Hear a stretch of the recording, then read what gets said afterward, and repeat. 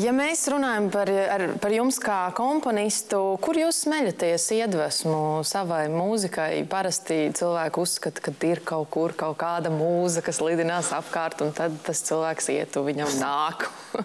Un tā ir tāda leģendāra pasaka par visiem komponistiem. To droši vien, tādas mūzas ticamākais, kad ir, man viņa nav bijusi, laikam. Kā notiek tas darbs? Es tomēr domāju, ka daudz ko nozīmē sistemātiski, regulāra strādāšana un urpšana sevī kaut kur. Ja? Tā, teiksim, piespiesties būtībā strādāt. Un tad, kad tu kaut kā sev piespied strādāt, tad arī kad brīži kaut kas tur tā kā paverās. Ja? Man ir drīzāk viena cita teorija, ka būtībā tas vispār viss jau ir gaisā kaut kur.